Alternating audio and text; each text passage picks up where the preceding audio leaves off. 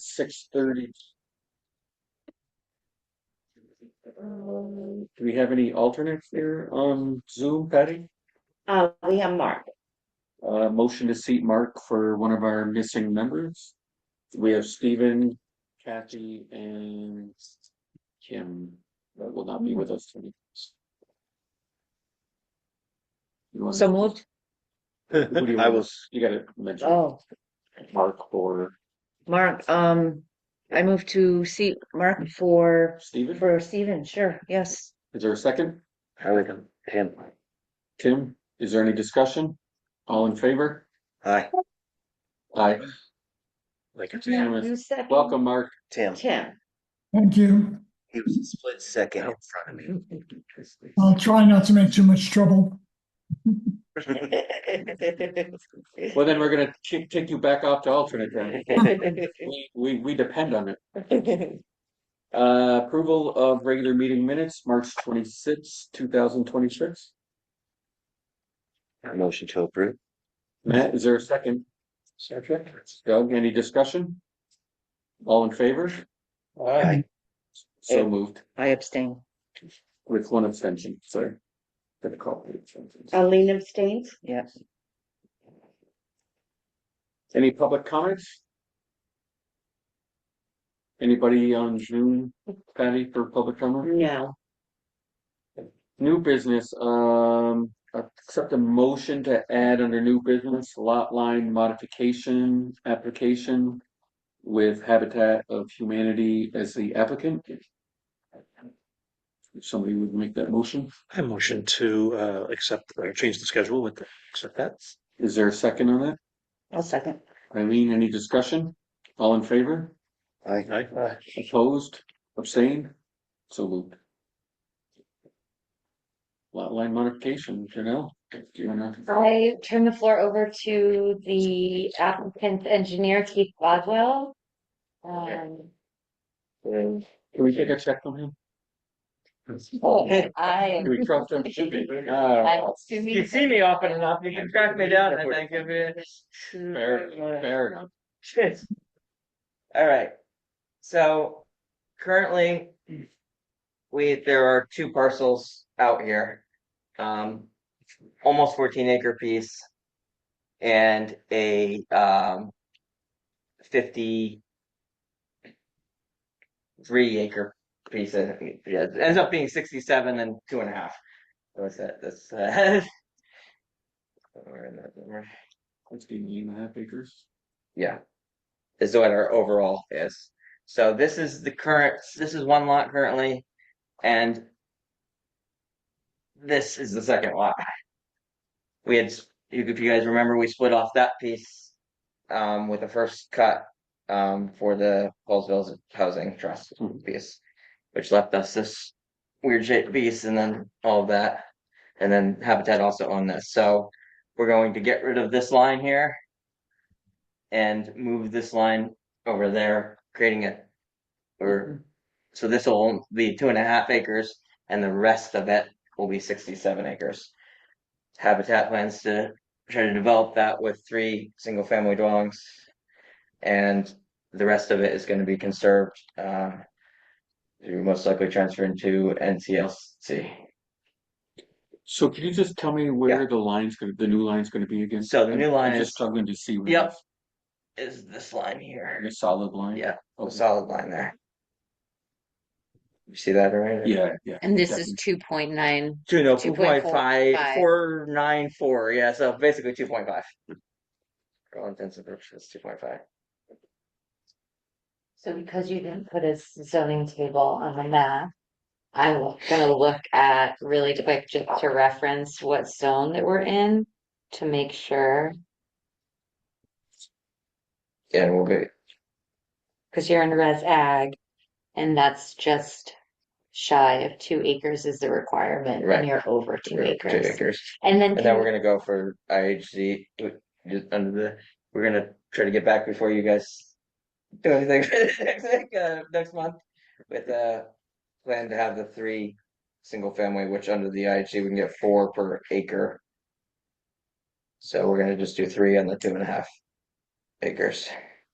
And then Keith, what are you showing as the frontage on this new parcel? So this parcel will be like a rear, or so it's got 76 plus 61, so 138 feet of frontage along there.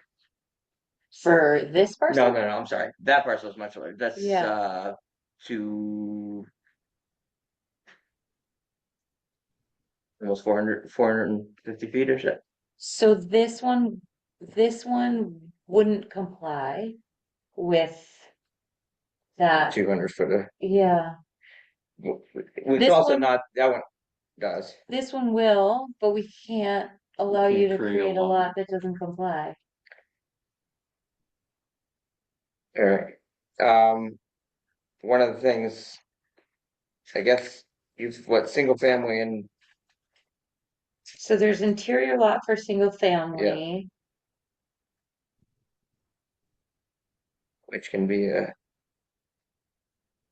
strip to the back, basically, right?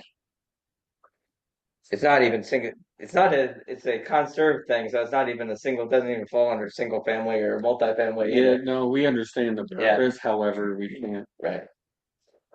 So So a wait, rear lot. so wait. The commission may, as a special permit, approve the establishment of an interior lot where the land is located in a residential zone, which it is, and the use is limited to single family, and either the land is not part of a subdivision and could not otherwise be developed because it lacks required street frontage, no. I guess the weird part is this because it doesn't really fall under single family.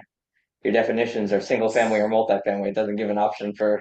So you still Non-dem- need, you still so- need to meet the frontage, because it is a residential zone. How much are they shy? So 60 feet. It's right, you're Yeah. 140. Yeah, 140.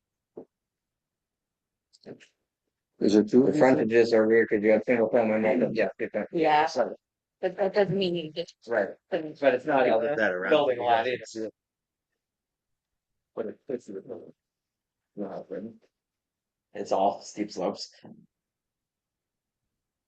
Let me think through if we have a solution. Is this lot?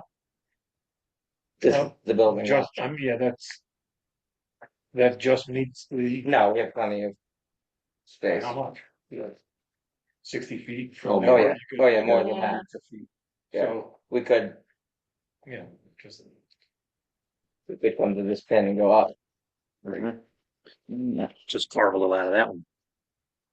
Because when we can still have plenty Yeah. of acres. We still have plenty of- It's yeah. only need not quite two. Yeah. And we're just seeing this for the first time tonight, so had Keith had Yeah. submitted this, it would be different as far as like review.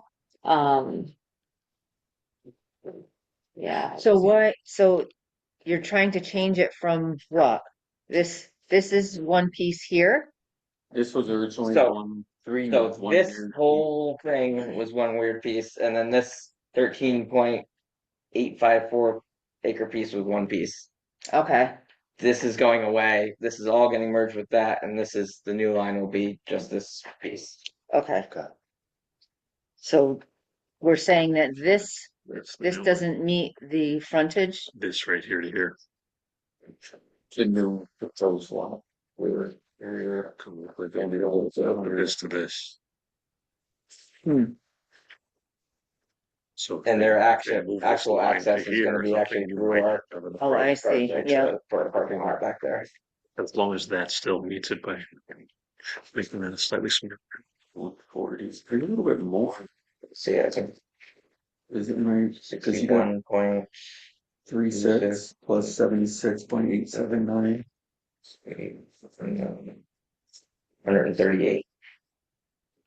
So 62 acres or 62 feet. Yeah, if we did it to here, we'd do 211.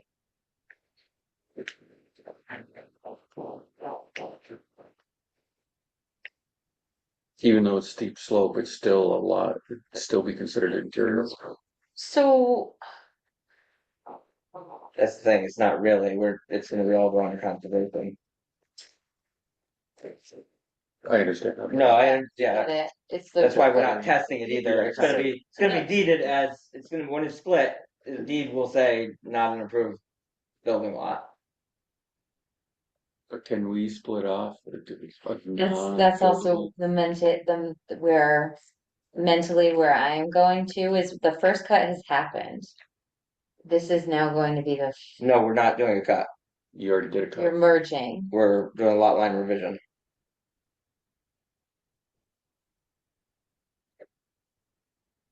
If you'd have to add this piece, and no, would that be? Oh no, it'd still be a revision. But you're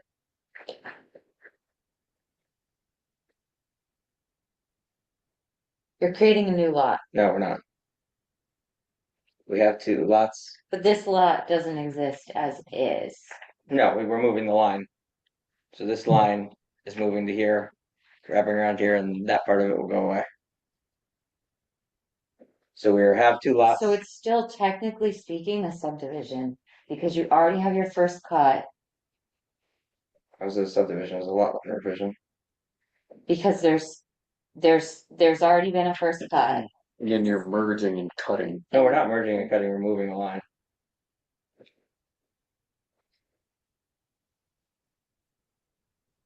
That's how a lot line revision works. So if you're taking a larger parcel and you're eventually going to have more than your first cut, because this is a subsequent cut, So no, we're not cutting it. You're you're You are, you're creating cutting you're it out creating of a lot that doesn't exist out of the larger parcel. No, So then, this is a lot currently. We have two lots. so the division of land is the creating of a lot. Right, we're not dividing. They're trying to move the line, We're moving a line, we're not making one larger, and one one smaller. smaller. If you were just, so this is a complication. If we were just putting these two pieces into one, Right, that's the merge, that's but a five, the right? lot line revision Yeah, is merge. also, Merger is a merger provision, which is allowed by statute because you're just merging lot lines. You're getting rid of a line. right, But but we we're not- revise lot lines all the time. You don't create a new We're not lot. creating a new lot. We have to. We're going to have to. Well, you're making one, let's say it this way, you're making one non-conforming, You can't do that. where you are now conforming. Right? Well, this lot would be an interior lot that conformed because you own the whole thing. That's not No, how it works. this lot was a separate. That lot had no frontage before. Alright, so it's a landlocked. It's a landlocked lot. This lot had no frontage prior. Correct. So you're becoming more conforming. Correct.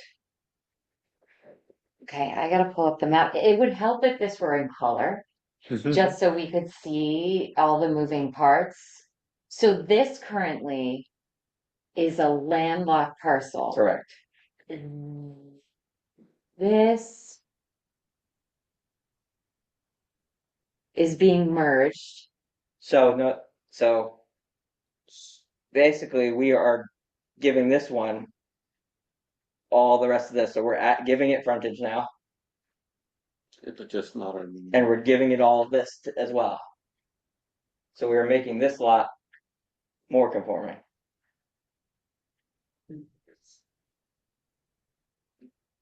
Because they have But zero by frontage so now. doing what you're trying to create, so this is very, it's very complex because yes, you're making this lot more conforming, but then you're making it non-conforming when you. But it was never a build. It was interior. Just tell me to Not- stop looking over. No, I don't know. Yeah, I get I'm what trying you're to saying, follow. but that's not what zoning requires. So in order to get a lot line modification done administratively, it does have to conform. It can't just be less conforming, it just has to conform. So that's, Well, we could come back with a plan, yeah, There. absolutely. That makes. That's a and then it's a lot line revision. We're making this, That's totally, I realize Yep. it's a step, but if that's, is added on, it's pen stroke. Right. But without it, I don't think it's quite that simple. To try to get we can't figure out how to get it. Yeah. Even Right. though we understand it's steep slope, we understand it's going to conservation, that's all wonderful. Right. However,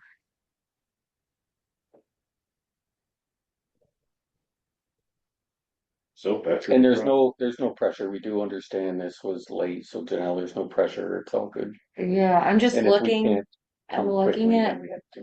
I'm looking at GIS Yeah. just to make sense. that pre-exists the split lot. that's not Understood. in there yet I'm from- very aware of that. Yeah. And then, okay, so I just wanna, this is that. That makes it look like it has frontage, but it doesn't, that doesn't actually touch the, Okay, so, but this is this. correct, Okay, and then this is sort of this weird yeah, wonky piece that you're showing here. and that includes the. Yeah, gotcha. And then this is this landlocked parcel. No, No, this is the not. landlocked parcel is a triangle. Got it. So this is landlocked parcel, and then this is the larger The parcel, larger parcel, correct. which now is a cut in it because of the, Falls on the housing trust piece. We still high school? and then Yeah, this, they this have you'll be merging with here. Yeah, really, yeah. So we will be expanding the Is that? landlocked piece to Uh-huh. include all the back portion. And- Maybe I can. But there will be frontage. They'll be fronted, yeah. Okay, How did that happen? so you can work out, so there'll be frontage for this lot, frontage for this lot, they'll both conform. We can do that. Okay, let's do that. Will you include a zoning table I can put it on the here? table, yeah. And then, We'll take, maybe some color, just so it's a little bit more evident what's happening. what's going away, what's coming. But with the frontage, it seems like it would comply.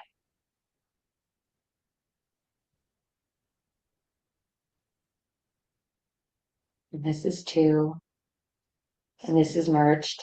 This will be merged. Correct. This'll part will become part of this. This little piece will become part of this as well. So, got it. So because you're working with two Habitat for Humanity lots. Correct. You've given away River Road homes. You're still working with two Habitat for Humanity lots. Correct. You're not creating a new lot. Correct. You're creating this as your building lot and conserving the rest. Correct. Okay, so it's not a subdivision. No.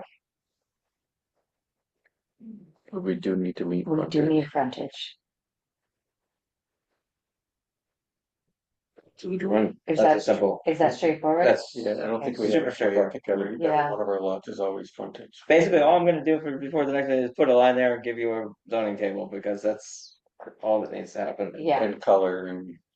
It's the key. I can marker up one or whatever. Yeah, that helps. It Yeah. helps just for visual. Yeah. Yeah. Even if it doesn't have to be color, but even if it goes like. Yeah, I'll highlight the lines. So And because, so the standard operating procedure for the commission with lot line modifications, although it's an administrative action, it's comes before the commission because of a memo that was written in like 2016. For this purpose, and it's up to the commission, I don't want to stray from standard operating procedure, but because it's come before you in concept and has been spoken about, if the next step is administrative, so he delivers a map, I receive a map with all of the enumerated changes, would it be okay to do this outside of a regular business meeting? And I don't want to stray from standard operating procedures. No, I understand that. People's thoughts. What does that mean exactly? So the reason why this is even on the agenda this evening is not in keeping with general zoning standards. Most administrative approvals for changing of lot lines would just be a zoning permit. me. Janelle takes care of it. Like, Other I, every single deck and garage doesn't come before this commission at a meeting, so we're not making applicants wait for a month to get a decision. It's more of a day-to-day, it complies, you check the box, it meets standards, it meets the area, it meets the frontage. So what I'm asking is just out of time, understanding that the applicant, I don't know if you have a time crunch, but also it's unorthodox typically for lot line modifications to come before the commission. I'm asking in this instance if it would be okay with the frontage shown and the map shown as requested, if I could then do that as an administrative approval. I don't see an issue with it. No, we just Especially discussed we're it. just We discussed discussed it, so Yeah, we you know what you Fix need. the only I know what project you're problem that you want, yeah. I don't see the point of making them wait, but Yeah, or to approve it with condition, with a condition that. It's not even approval, really, the We don't commission even, just. we don't even make a motion. So, I don't think, do we make a motion? Oh, I think we have I been. think we have, just have for formality's sake. Yeah. Um, We and then have- naturally, the We check-in, have been. the other check would be our commission chair, not to put a lot of pressure, typically does sign all maps that go to the clerk. So, I'll be back in August. so he will also serve as sort of my review team. Yeah, I don't see a problem. So if somebody wants to make a motion, I understand that. make a motion to approve the lot line application under River Road, River Road, map 1, map 1, lots 3-6 lots 3-6 and 26-1. and 26-1. Contingent. With what conditions of The changing condition the that the map meets line to meet frontage, road frontage 200 zone table, 200 200 feet. It includes a zoning table. And that includes a zoning table and that Keith colors it.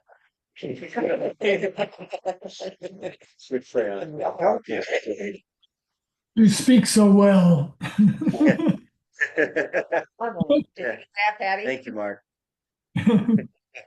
With color. With color, yeah. I'll do a paper one colored and then the Mylar for filing.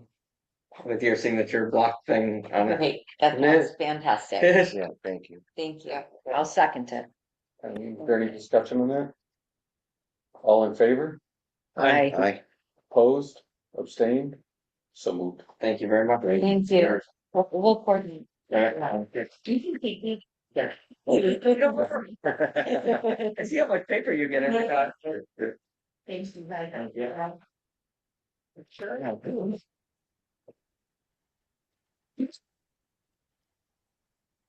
Alright. Moving on to old business. Now second to the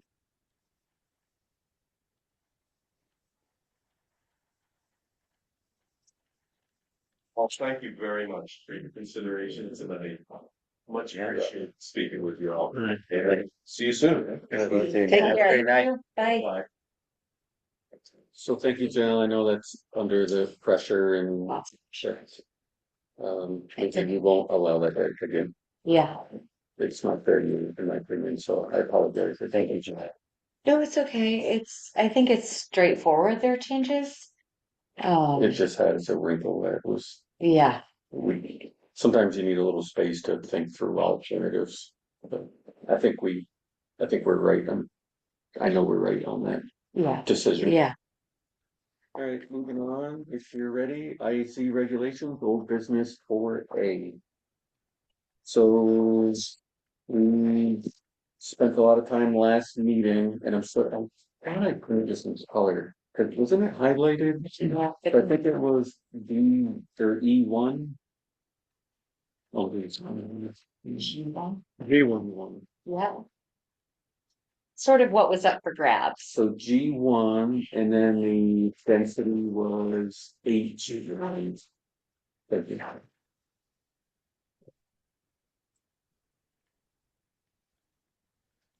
That's what you guys came up with last month? Or that's what we're going to discuss now? That, were you here this one? You No, were I here was this not. one? Peach, Chris. Life is an island. So So we spent a lot of time, so we had a very, difficult section of bylaws to, not bylaws, what's the word? Regulations? Regulation to understand, interpret, read. It didn't really go, so going back to IZ creation, IZ creation was whatever that total acreage was, 88 acres, 89 acres, whatever that total was. You know, we have a letter, application to DECD, I believe it went to. Don't 100% quote me on that. who The it went email to, but thing, the email thing that we so went through, yeah. 14 units approved on that IEC zone. The 80 acres The whole. or the 66 acres. The whole. Okay, yeah. So that was kind of the understanding. Fast forward to the housing trust coming forth to the town.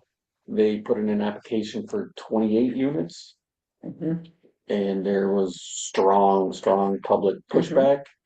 And they revised back to 16 units that we have subsequently approved the site plan for.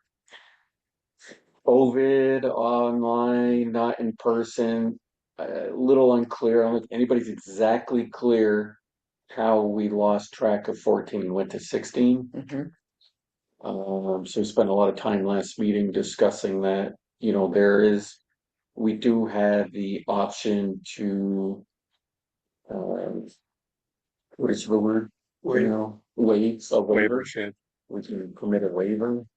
So that, you know, would have to be discussed if you go forward with this. And a lot of it was for this particular lot, but then trying to, if somebody donates land and wants it put into an IEC designation to clean it up. So we got rid of a ton, we being to know, got rid of a ton of the language that was Sloppy. not even under our purview, and it's fluffy and all kinds of bad adjectives. So it's kind of stripped down, cleaned up, put more in line with state statute. And we kind of got hung up over.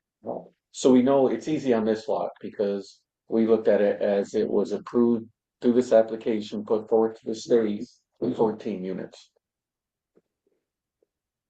If we want to replicate an IEC zone, how do we what kind of density do we want to give it, and what kind of affordability requirements? I think the minimum was 20% to 100. State's 20. So it could be like 20% 20 affordable, yeah. 80% open market value with certain building standards and whatnot. So we got to kind of, I think we narrowed it all down to those two things. How to delineate units per lot, because so say Matt donated 100 acres to the town of buildable land. And so if we held to 14, but it could hold more and it made sense and it was in a great spot for it, do we want to stay with 14 per zone? Do we want to do it density per acre? And that's where we got even kind of confused as how they describe the density of it, because at one point I think it could have been interpreted to have 88 units or something. 134 if you do. 134 units. Depending on Why it's wrong on that, which of course can hold that density, but not part of the regulation that could be applied for if it met. So that didn't really meet the muster of the commission. Okay, question. Yes. It says in here, dwelling units per acre. So it says 14, even go back in the regulations, it's four, like, single family, it's four dwellings per acre. Right, and if it's a bit bigger. Maybe 34 units using But that. you couldn't be able to put four single family houses in an acre. Will you, no, well, not necessarily. They don't have to That's- be single family, A, and B, that's per our regular regulations, you couldn't. But if they could meet the public health, meaning water supply and sewage disposal, you Okay, could, okay, but we don't want that. right, okay. That was never the intention. I mean, if I'm not 100% correct, feel free to jump in. I just have a question about if anyone remembers the application. I wasn't around. Or- I was not in this area, nor was I nor was I in the position for practicing planning in the capacity that I am. But I'm curious about that 100% affordable, Yeah. if that was mentioned. Because this whole exercise is sort of hearkening back to what did that application say, that we can align the regulations with the application. Yeah, So yeah. I'm curious, I believe we scanned that application into the minutes Yeah, and I can pull them up online. I was curious to see if that application was for intended. 100%, Yeah, yes. I have a That copy was- of it. Oh, I figured someone would. The intention was for full. 100, okay. And my thought, and again, not trying to interpret an intention during which I was not privy to. My understanding is because it was so limited that they were just like, okay, 100% is fine. Yeah, But then where I get confused is 14 dwelling units per acre.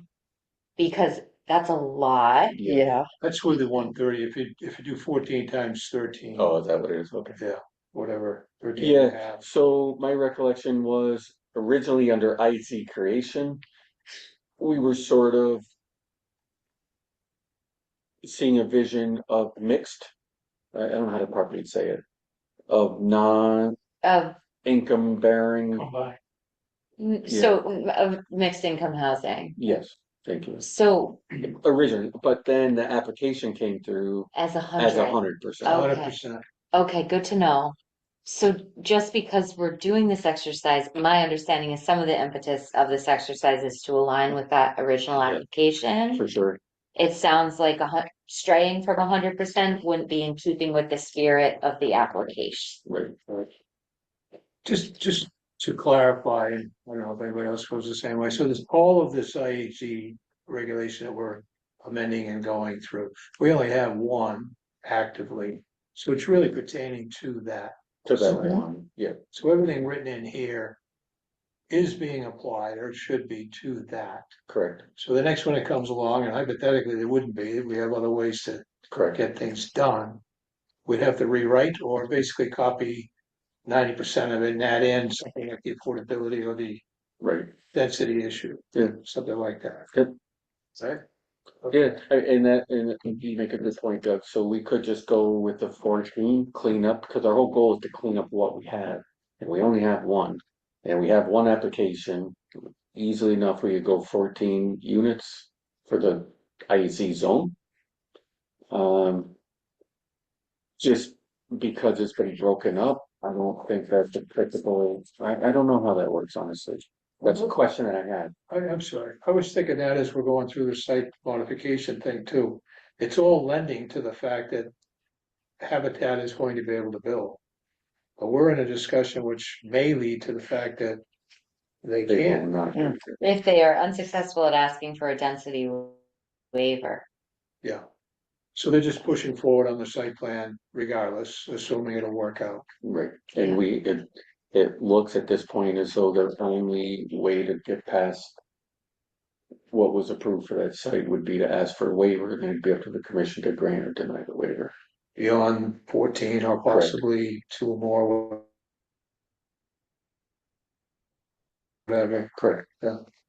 That's the way that I understand it. Yeah. That's what was seen. So the decision to leave it at 14, does that change the plan for 16 units, they have to decrease. So wait. we created, oh, that's a good point. I'm glad you brought that up. So we created a little bit of a hiccup, and again, I hate blaming COVID, but it was kind of that time. Somehow we lost track of 14 and it got to 16 without us giving it the proper attention.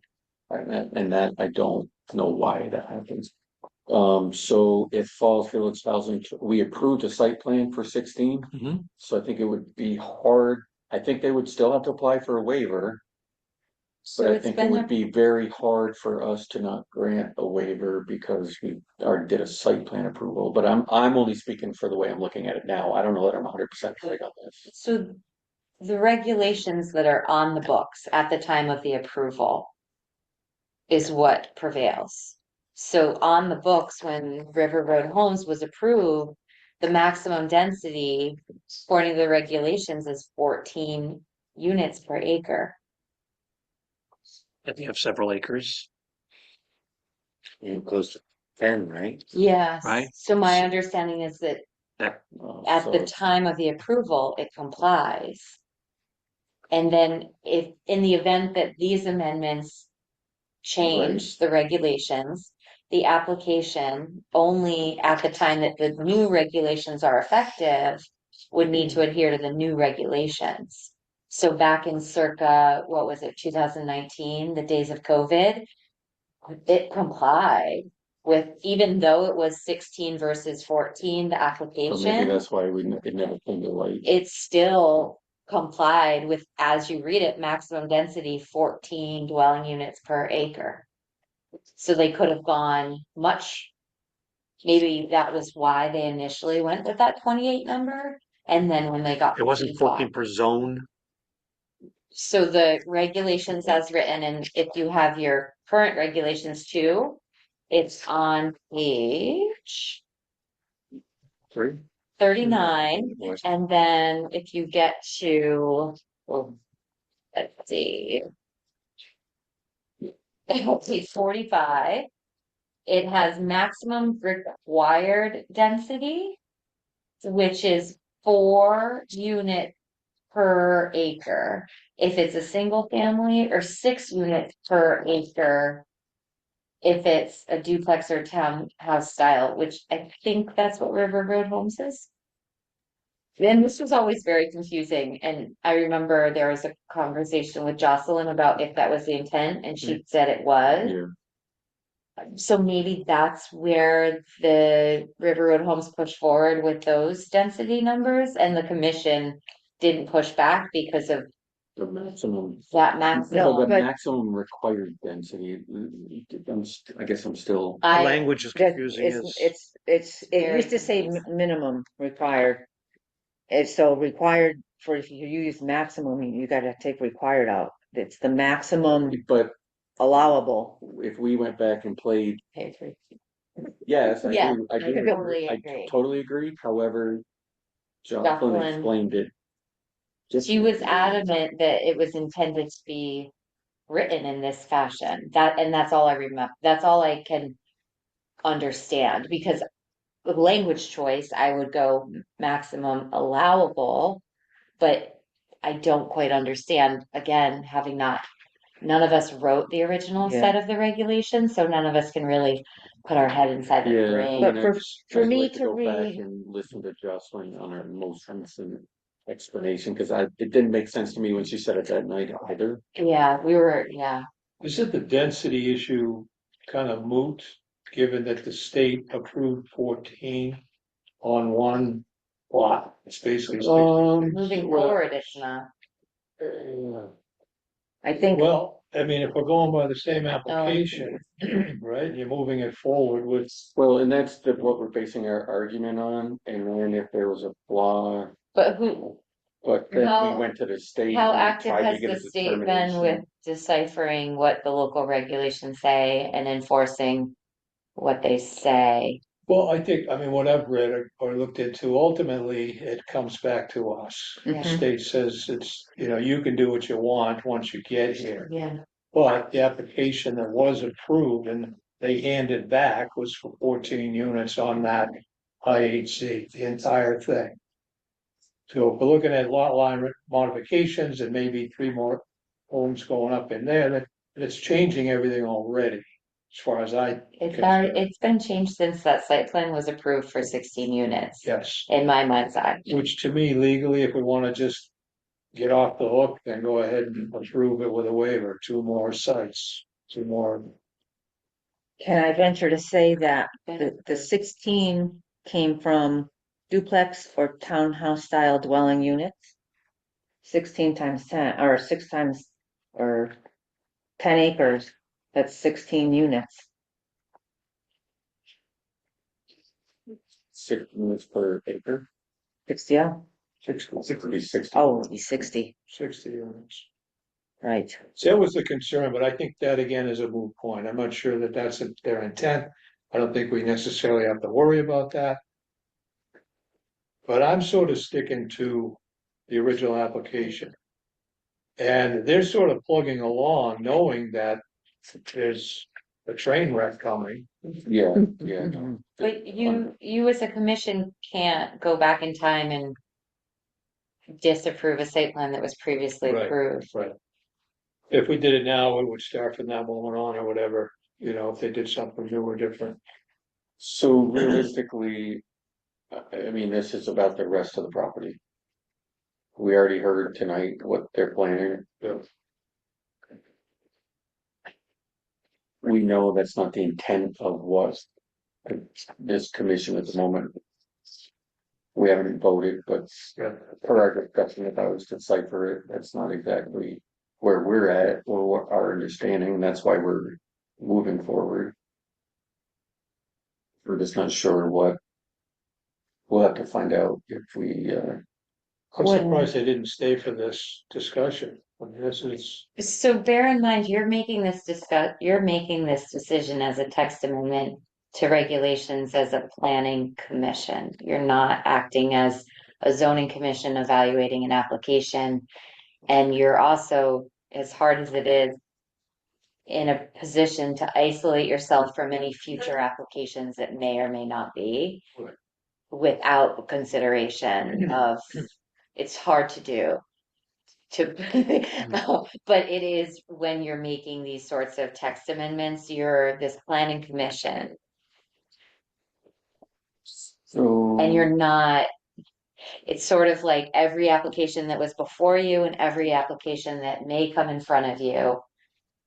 It's more like your blinders are on and you're looking at this amendment in front of you. So can you go over the step? We'll get back to deciding those two outstanding questions that we had from our last working on this. What is our steps to getting this into regulation? So as always with text amendments, you go to a public hearing. Okay. And then you would listen to what the public has to say. It's commission petitioned. So I'm just in your regulations so that I can go verbatim. You have to determine that public health, safety, welfare, and property values will not be adversely affected. Proposed change will not hinder attainment of the purposes of the regulations. The proposed change is in accordance with your POCD. And again, it's a petition, it is commission petition, so Say that 10 times. if an outsider had petitioned to change the regulations, and you had denied it, you just can't rehear it. Okay.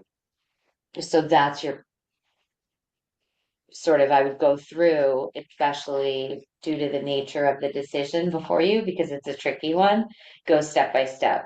Public health, safety, welfare, no hindrance to attaining what the regulations were attaining in accordance with the POCD. And those are your 3 evaluations. Okay, so and that's just a discussion and a declaration. So with any public hearing, you allow for the public, you look at your testimony, you bring the reasons for a decision for or against onto the table, have a discussion as a commission, and then vote on the proposed changes. So you need a public hearing, and then from that, does it have to go to COG and the state, or it's So in then it advance, has like 28 days for somebody to. so Exciting. Do you guys keep hearing like a dog? Okay, I was just like, am I hearing things? Is it in the basement? You go to COG before the hearing as a referral, and they're just advisory only, and then you don't go to the state for regulation changes. So we, in essence, and what's our publication requirement for public hearing? 2 weeks? Two publications, no more than, the first ad has to be no more than 15 days in advance of your hearing. No more than, So 2 weeks before. so no more than, so we could, in essence, have a public hearing in a week. No more than, no less than, so there's two Oh, no publications, less than. one is no less than. So you, No less than 15? no less, so it's no more than 15, no less than 10, no more than 10, no less than 2. So you have two publications going out.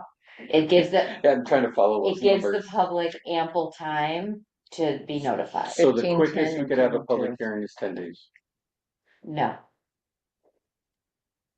I tried to follow your numbers. I would apologize. give a day of turnaround for Hearst Public Media. So Because, 11 days. yeah, they close their deadlines for posting, so I always build And in does a our little town bit of hall extra need to be time. open for any reason? Doesn't, if we, I'm just gonna say, if we No. wanna move to get this to public hearing, Mhm. then we could potentially from 11 to 14 days, hold a public hearing, make a declaration, if it's a positive change declaration by the commission. Yeah, but you have to give yourself a little bit more time going to that, like, I have to prepare an ad, I have to get the ad to Hearst Public Media, this needs to be finalized, this needs to be filed with the town clerk 10 days in advance. So I always err on the side of just a little bit of extra time for the public notice for Hearst. But yes, feasibly, you can look into like, if there's a, So the town Time clerk is imperative. Monday, so it's 27th. And do they count weekends or the business days are you talking public ad or to the, for the public ad? it's not counting terminus days. The So paper is every day. Terminus? terminus days, so 10 days. So She lost me. it's all statute, so if it's no more than 10 days, you can't count your 10th day as the terminus Oh, day. got it, Yeah, got it, got it. yeah, so you do have to build in. That's what I thought, but I didn't Extra. want to speak out of turn. So I'm just, you're curious, and correct me if I'm wrong, Chairman, it sounds like you're going into speed mode rather than have this be on the regular meeting agenda. Right. Okay. Just want to make, I'm just curious. Going full speed. Yeah, Full speed. just curious. Towards terminus. Just checking. As Matt would use it in a sentence. Yeah. It's earlier today. He It's said it crazy. earlier Yeah. today. Twice in a day. Who thought? Who would have known? Voters, your thoughts. If we want to get this particular IEC the way that we would like it, so we have no pending applications.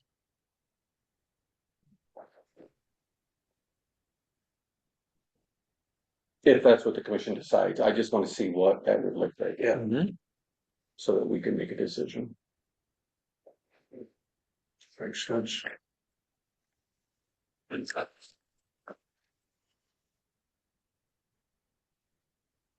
So I still, the original thing was 14 units, which was for 13.5 acres, correct?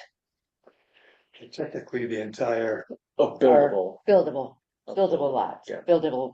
It's acreage. 138 units. So now we're doing 14 units on 10 acres and more units on 3. Would. We don't know that. We don't have anything in front of us. But if there is outstanding acreage that's not spoken for this So current that's good. application nor site plan.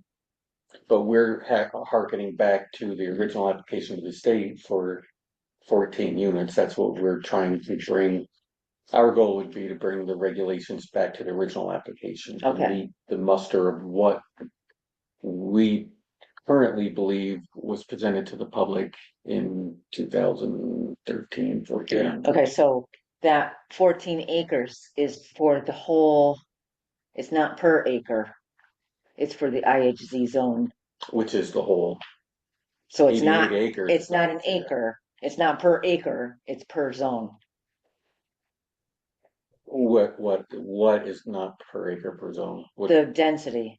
The density is per buildable acre, Okay, so of which on that particular 88 acres, there was 14. 13 and a half, I think. So, you know, to Janelle's point earlier, if they wanted to, they don't, they could take that density formula and apply it to the 13 and a half acres and end up with quite a bit of, I don't know exactly what I come up with, 84 or something units. Whatever the math ends up being. So that's not the intent, and I don't think that's something we need to Right. worry about so much, but the way it's written then, it would allow them. Right? Which went against the original application to the state, Right. which That's to me Which is- the issue. yeah, and I don't think there's anybody on the face of the earth that really understands how we got to that number in our regulations. I just Can don't. anyone explain the maximum required density? If you can, That's what was I'll changed in look at the 2024. minutes to see if it says what Jocelyn stated. But I couldn't verbalize something, nor have I ever Yeah, so come across that. were you in- here at the meeting when Jocelyn was on Zoom? No. Hmm. So we have a Zoom recording and let's figure out the meeting. But she did explain that because working with Janelle, we couldn't explain it necessarily or understand We it. thought it was a typo. And we thought it was a typo, and she said, absolutely, it was not a typo, it was meant for, and she gave an answer. But I don't know what the answer was. I don't either. So I don't know how to. prior, Yeah, that's pretty, we were so fixated. Just feeling like. To watch the weather. Yeah, so prior to changing from it used to say minimum. It used to say minimum required density. It has never. no, it said maximum. No, it's The state, never. the state is written as minimum required density, right? I'm I pretty sure the state haven't. statute is minimum in all the back and forth of the state, and the last one from whatever state person that didn't answer anything either. They have It been. did have that Oh. piece in it. We'll wait for you to dig it out till I know it.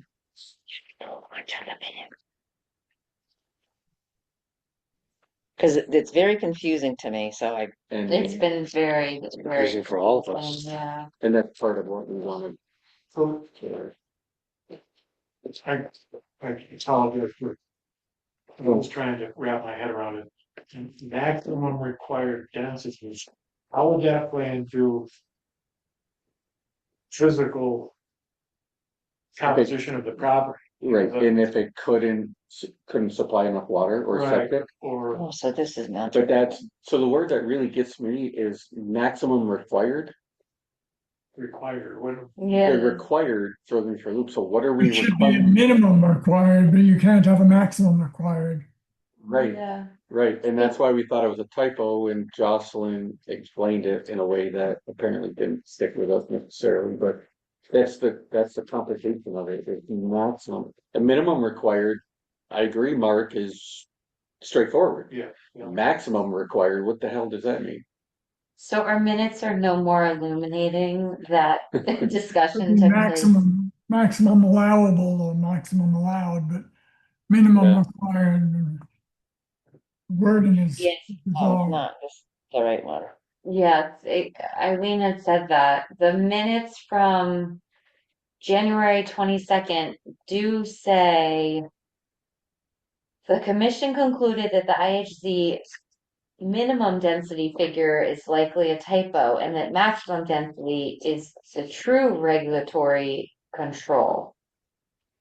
Jocelyn Air confirmed that nonprofits may seek waivers for 100% affordable projects, which require a 30-year affordability restriction. Commissioners agreed the density language needs clarification. And that's all that our. The minimum, So that but- answers your question. but to go back to that, I Yeah. understood what the minimum meant. It meant you cannot have it unless you get to that 4 or 6. There's no incentive housing. There's nothing. Oh, minimum density requirements. You can't, if you don't meet that minimum, it's not a thing. I see where this thinking is, because it's the whole point, and again, having not been here, is have one area in town that was selected and studied for a density out of the ordinary density bonus for 100% affordable housing. Yes, But with the however, original application. right. However, that was the one lot we had that met all the complications of even being allowed to be an IEC at that zone with Yeah. the per in size and whatever because we looked at many different properties and So I think we could talk ourselves in circles about how confusing it is as written. I'm curious as to where Yeah. you actually want to go with HI I have one. on here, it's, I feel like we talked about having it as a total. Last meeting. Yes, Or at that's least what I wrote 14 units per zone. for the per maximum, yeah. is what I yeah, and have. that's an easy answer because that's the state we have. And if we happen to come across another IEC zone in town and 14 doesn't make sense, we can revisit it or The waiver. whatever commission can work on it or just go under the waiver provision to Yeah. make it more applicable for whatever future zone. There's so many variables. I don't think that we can find a metric that's going to be expandable to anyone. Yeah. So it's a fixed location. The IHZ is not available to be put anywhere else. Currently, but Mhm. we could apply to the state for an IHC zone. But as you're We saying, if won't. our blinders are on, Okay. We know that, but You can apply to the we've had state it. for many, Yeah. many various things. Just curious. Yeah. 'Cause But for this town, there's not enough land. Right. Unless a lot of all the unless farmers there's a sell large- their Right, land. or there's a large landowner that wants to donate a 50-acre parcel for this purpose. We just don't, we have no way of knowing what the future lies, so we Mhm. want to get this right. But I think the only way to clean up what we currently have for an IHC zone and something that we can readdress in the future if another IHC zone comes into the town is to just pick that. Mhm. I am favoring the just go 14 units per zone. Whether it's single family, duplex, townhouse, either or, Yeah. but like a town, So a think for the unit. single and the Yeah. Well, what's the definition? so duplex. think of Salem Village or one in Cornwall. That would be, Cooperman. those are, yes. Those, I would think those are townhouses. I don't know how many I think if there's Well, that'd 2 be- units per building, that's a duplex. Yeah. If there's more than 2 units per building, that's a townhouse style. right now, the Okay. regulations have there's maximum of 4 attached units in a townhouse. And that's a carryover from the original regulations. Or you have an apartment building that's got the 50 units. Yeah. I don't think that the commission allowed for apartments. I think Right, they yeah. truly just allowed Right. single duplex or townhouse. Yes. And Jenny told us there would be 6 buildings. Yeah, To make thing. 20 to make the 27. It's 14 units with 27 bedrooms. bedrooms. Is that what she said? Yeah. Yeah. 16 units. I think And it's that's that's 16. written somewhere, 27 units. Yeah, it Or definitely is. bedrooms. But I thought she told us, well, our plan would be, and I couldn't do the math in terms of the bedrooms. Yeah, there's definitely something with an odd. Yeah, but I thought she said 6 buildings. I think there's some with multiple bedrooms 2 or and 3 some with or a 5, singular or double or something. So we don't really get into that as. No, we're Number just of kind of trying to bedrooms. figure backwards from bedrooms to Yeah. units. So if we do, there is a big difference between 14 single family versus 14 duplexes. Yeah, because That's. But units per zone, so 14 units per zone, 14 units per zone. And it would be just the use. You wouldn't even need to discern between, Single or duplex. it seems kind of silly to do that. If it's allowable to have duplex or townhouse. Unless you're writing those down there, so you're not saying apartments are not. Yeah, well, I mean, so I guess we don't want to create another issue by saying 14, and but then they do. There's a big difference between 14 single family homes and Mhm. 14 It's a density, townhouses. Yeah. density issue, right? But you can't, I don't know. That's a lot of houses on 10 acres. 14 dwelling units. Right. That's the Right, unit right, right, that we're right. working with. Yeah, So 4 would be 4 in a townhouse. that's so right. So you So could do 3 townhouse is 4 townhouses dwelling and units. one Okay. small little tiny house. That's what I was missing. I was looking at dwelling unit as one cluster, but I missed that. It's I 4, agree with that. right. Yeah. So in a duplex, there's 2 dwelling units. Yes. Got it, Yeah, okay. that's what I was missing. I missed that piece. So rather than even have to differentiate, can't you just say density, 14 dwelling units per Yeah. zone, period? Period. Okay, What? And why did we slash AC? Is it 14 per acres? What's here now? That's Yeah, what they per, had. yeah, Yeah. per acre is what But- it was. That gives you the math that if you wanted to, you could expand and go bigger. But don't we have to decrease that number if it's single zone? family? Because a single family, you can have 4 bedrooms. And 14 times 4 is what? so dwelling Six units. is 4. I think it's up to them to figure out 66. how it gets laid out. We're saying 14 Yes, is it what is. was approved, and that's what we're Right, doing. in that original application, it was 14 dwelling units. Right. But a single family home is 1 dwelling unit. Correct. So they'd have to figure out what else they're gonna do with it. But then the bedroom. If they were smart, they would have put 8 bedrooms in every single dwelling unit. I'm just kidding, but They could. yeah, I'm kidding, but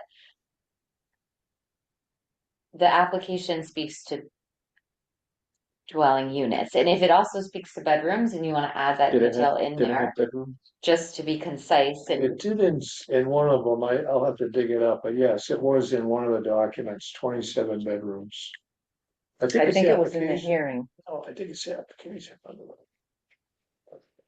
So I think for now, we're safe to say at the minimum, we're gonna propose going to 14 dwelling units per IHC zone. Whether it's 50 acres or 10 acres. Right. And then, so if it was 14 and somebody donated 2 acres, they can't put 14 dwelling units, most likely because there's no septic. Okay. Because they have to have. So we'll They'll be limited by the health department, they won't be limited by our regulations. If we're trying to import this, it seems restrictive to only allow 14 if you have a monstrous piece of land. Yeah, that's why I'm saying, But like, that's sort of a why hypothetical. It is hypothetical, but everything we're doing And now you could is, do- thinking about so- the future. So Right? there's 2 ways, right? Yeah. Either there could be a future change if that huge piece of buildable land and need and everything fell into place. Right. The planning and zoning at that point could modify their regulations again, or they have the waiver. That they Waiver. could waive for. They could donate a piece of land and call 2 parcels. Each one gets an I IC. say all of that too. But that's- It's its own zone. I'm just thinking about other people who are going to potentially do. But this is just for IHC. Correct. So Which is a whole thing to get approved. Probably not. that's probably not. In our I think that's lifetime, a problem that we'll Yeah. let the future planning and zoning deal with. And we'll just clean up with our one zone. All right, so First of all, you have to meet the maximum. meet the maximum. All right, and then I'm just still thrown. If we keep throwing in the 14s, how does it affect the River Road homes with the 16? Do we have to nibble them down and say we only have 14? it's already approved. It's been approved, so I'm happy with that. I don't want it to go issue. backwards. It's done and feels like the right thing. But this is for our future. Let's stick to those things we talked about before. Okay. So. Do we wanna say 14 units, 27 bedrooms? Can you say that? If it's based on the application, which is the point of this exercise, I feel confident with adding 27 bedrooms, but until we confirm that. Yeah, I wanna say can't that's from find the the- 27 bedrooms came from Jandy. Like, is that a state mandate or something? Just, just to I me, don't that know. seems I don't think there's a low. mandate on it. It's Yeah. from the original application that was prepared for the state to establish an IHC zone Okay. on River Road. And is 27 is a maximum or minimum? We're confirming, But we're seeing if that's even Yeah. in there. Okay. yeah. So for now, let's just call it 14 dwelling units per zone. And then let's get into a conversation while Doug is still working. And I think it was, and that application was based on a study, my understanding. Okay, yeah, that's what I, So we gotta get into the affordability requirement. We had talked last meeting and I'm not sure how we got there, but Kathy was saying on the stage, a lot of them is like 20%. 50 is the max. so I thought that that was decided it would align with the original application of 100%. No, that's fine, but I was trying to think what our discussion last I week. think the discussion was if you wanted to entice a builder to come and spend some money, that maybe they would have a section of these that could be at full market price. Yeah. So I mean, Mixed in. I, The language, I think it talked about, they all had to be equal. You couldn't build one crappy and one really good. And so I think that if we go with 100% as originally aligned with the original application that we're trying to mimic, we cleaned up a lot of the language. Yeah. We clarified the maximum number of minimum units on the maximum. saves a lot of ink. And kind of got back to what the town believed it was signing up for the IUC zone originally in And it still 2000. supports it. It supports it. Yeah. Yeah, I'm not seeing it in the application. Definitely in one of the documents. Provided that the P and D doesn't typically review floor plans upon site plan review, I would feel more than comfortable omitting it. Okay. Unless, just because like we tend not to look at, Omit which thing? just the number of bedrooms. Yeah, I agree. So just use 14 dwelling units because it's in the application. The It's units. defendable of where we Mhm. picked it from. It's not arbitrary nor capricious. Nor, yeah, and it's not also like overstepping that you're gonna be counting bedrooms. The zone must increase the underlying zone's density by at least 25%. And at least 20% of the units must be affordable at 80% AMI. Where are you reading this from? That's a state IHC regular CGS. Google. Yeah. Yes, hence the lack of context. CGS. I think we saw that, those same ratio numbers when I we did talked think- last week. Yeah. And there's some minimum and maximum. So those numbers are kind of where State. Kathy was coming from. Yeah. I believe. So I think. Unless Doug, are you comfortable with just going 14 dwelling units? Yeah. Anybody else have discussion on those 2 points, affordability and dwelling units? Anybody have any comment on the rest of the changes as presented to you tonight?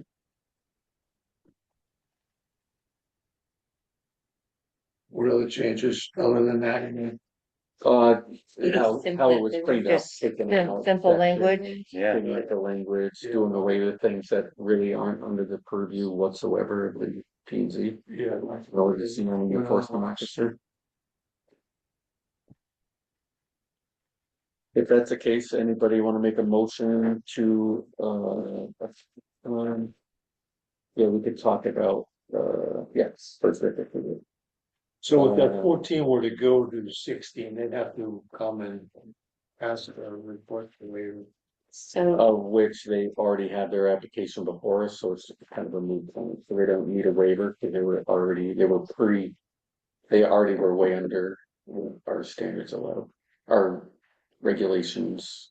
so in the event that these regulations amended get adopted, that application has passed and been approved, and new regulations are not applicable. The regulations that stand the day that the application gets filed are the regulations that get Right. reviewed.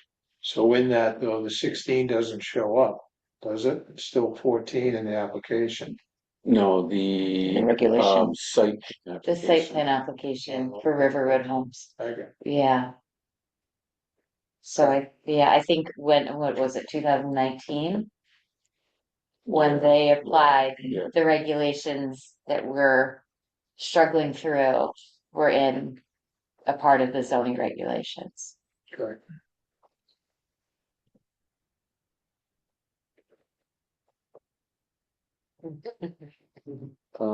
Okay, so if there's no further discussion, if anybody wants to move these to, what is that word? What are we moving? Move I to move- public hearing. Text Oh. amendment.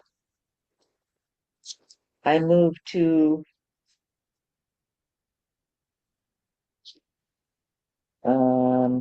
go to public hearings to adopt new amendment, to the incentive housing overlay law, Revised March 2026. revised March 2026. Oh, You knew him, what? So under an incentive housing zone build out section. It says the town plan and the state plan, a concept plan has been developed for this site, shows an IHD potential of up to 14 housing units with a total of 27 bedrooms. so we have a motion on the floor. If we don't have a second, we go back into discussion. Is there a second? I will second it, because, No, don't second. You wanna go back into discussion? no, I don't, Oh, we don't. Regarding the 27 bedrooms. I don't, no. I thought we were just doing 14. Because we don't count floor plans, we don't count bedrooms. Yeah. Well, anyway, we have a second, so we're back in discussion. I mean, if you guys wanna discuss No, it, no, no, discuss no. it. No, we can discuss anyway because you seconded. Oh, well, I'll take my second back. No, no, No, leave it you there. can discuss after a second. Yeah, You can discuss it, Yeah. yeah. I was just gonna say we could modify our, but we're in discussion, so. Well, my only point would be if we're sticking to the original application numbers, then that would fall into it. It feels like we're reassessing it. We're not Yeah, that's necessarily what I'm- sticking to, yeah. we're trying to, we're not doing 14 per acre. Yeah, well, and I think, this, everything about this is complicated. I totally understand the bedroom units because of somebody said, well, why don't you do 8 bedrooms per dwelling unit? Because it really defeats what the scope of this application that we're basing everything else off from. So even though it's not our norm to review bedrooms per application, I think this is different. I think it's unique in that if we stepped outside our norm, I don't think we're stepping out of line because it's an intense application with a very purposed outcome. And I think that if we, because people, let's look at it, what could happen. Somebody could propose 8. So then we're looking at 8 times 14 is 32, 112 units or something, 112 Bedrooms. bedrooms, which is not scalable. Then wouldn't they be more concerned with the Department of Health Yeah, on that? But if they could meet it, I thought, I assumed that the 27 bedrooms was Because to do with water and septic. they very well could have. right, that was. Did you say something about a review that led to those numbers? The land would support those. How Those did size- that read? Doug? Can you read that little section again? Because each piece of property could support different size and septic and health regulations Right, and water yeah, needs. And that's why I think we've got to kind of just do this text amendment for this zone. I mean, we were So not, trying, and if that needs to be readdressed for a future Got zone, it. then they will have to So merit. just use this as the clean it up time. Right. It says a concept plan has been developed for this site, which shows IHT potential of up to 14 housing units with a total of 27 bedrooms. And down below it talks about the affordable housing aspect and consistent with the town plan, which would be the just rates. Yeah, So with how- that, we have a motion and a second to approve the changes with the wording of 14 dwelling units per zone. per zone. Thank you, Betty. Yes, per zone. If you want to add bedrooms, you could make a motion to amend the motion. Or we could vote the way it is and it either passes or fails and then go back into discussion and make a new motion. Either one can and will work. Yeah, I mean, I would prefer personally to stick with the application as it was written, which would be 27 bedrooms. So you're proposing an amendment to the motion to include bedrooms, 27 bedrooms, along with the 14 dwelling units as a maximum cap. Yeah, Is there a second on that proposed amendment? Maybe I've been confused on this, but keep talking about the application. Is this specifically for River Road Homes? Or is this for our general regulations? This is for general IHZ zone, which at this point Is only River Road Homes.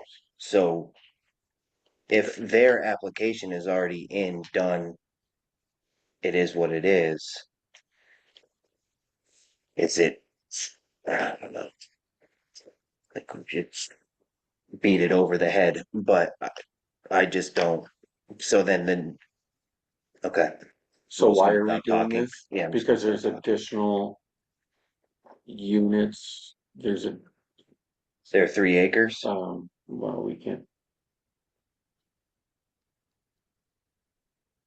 We just want to get the zone into the spirit of what the town adopted the IHC zone application for, which was a limit of 14 dwelling So units that's and not, that 27 wasn't beds. just for the parcel that That was was for the the whole entire 88 Whole thing. 13, The 13 and a whole- half There you buildable go. acres. I say, Which So, would then, does that that mean well, I that, then- think it's 88. I think it was 88 Yeah, acres. 80, Yeah. Whole- 80. okay, Yeah. well then, yeah, that changes my does that mean that, thoughts. So is that your second to Doug's? No, Okay. Is I'm gonna stay somebody, out of it. is somebody want to second the amendment? I don't. I will second the amendment. Right. So we're Who gonna, made the motion? Doug. Doug. So first, we're voting on the amendment. The amendment would be to include bedrooms into the dwelling units, 27 bedrooms into the 14 dwelling units per zone. That's what we're voting on first. Does anybody have a question on what we're voting? Mark, are you clear on what we're Well- voting on? There's no control over the number of people per room, is there? I mean, we're intentionally leaving that open. Yeah, that's well out of our purview, but just we're discussing it in this particular case because it was part of the original application for the state of Connecticut to develop the IHZ zone.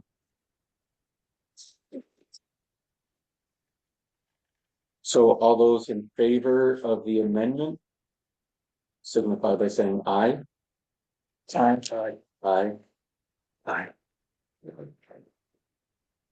Mark, I'm okay with it. I'm find it curious that there's no provision for number of people in a thing, are we leaving the door open to maximal use of a smaller building?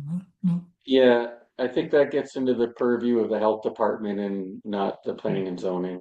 Okay. That's aye, nay. Opposed or abstained on the amendment, Are you talking to him or me? the whole commission. So And we that have, amendment we is have for the, ayes. For the Units 27 and bedrooms. units. Yes. So then I'm looking for opposed or abstain. Well, I, Unanimous? Aye. of the amendment. So Did now you we're, oppose? I didn't do, No. I said aye. So I just, so we're unanimous with the amendment. So now we'll vote on the original motion, which was in essence 100% affordability. As proposed, the text amendment is written with the 100% affordability, 14 dwelling units per zone, 27 bedrooms. All in favor signify by saying aye. Aye. Aye. Opposed, abstained, so moved. You do need a date that you're setting the hearing. Yes. That's now our next step. So again, if you could help me with a safe early date.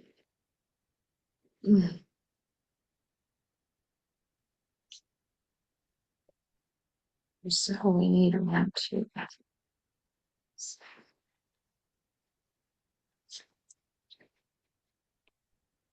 I mean, it puts us to the middle week of May or just our regularly scheduled meeting. I propose the earlier of the two. So I have a meeting every single evening, the third week in the month. So did I do my days wrong because I came with to the 11th? And I'm not So no trying to, I terminus, so apologize. it's not gonna be able, so no terminus, so not Friday, assuming Hearst Public Media. I'd get them for Monday to be able to post for Tuesday. So 1, 2, 3, 4, 5, 6, 7, 8, 9, 10. Because you're not counting weekends. I'm not counting terminus days and I'm also building in time when they'll be open. But I am counting weekends. Oh, you are. Yeah. And then that does bring us to the week of the 11th.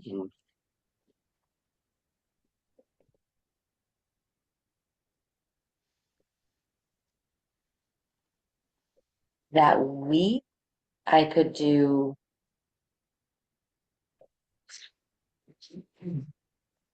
Where's terminus? I mean, I think, and this is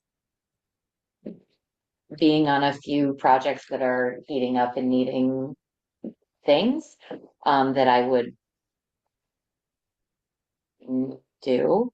It leaves Wednesday, May 13th, the 14th, nothing the following week, and then our regular meeting. Okay.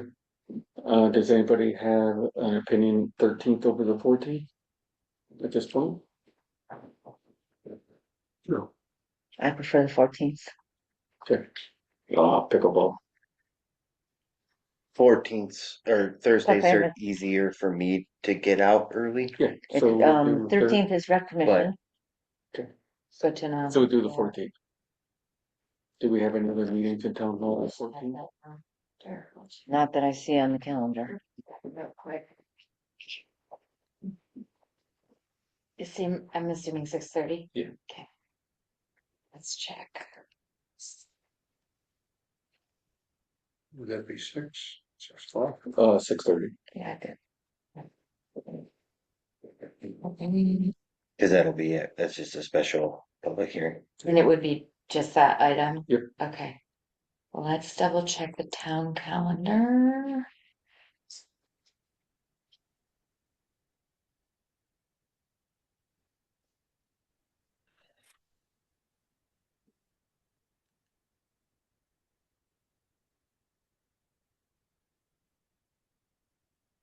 Mm.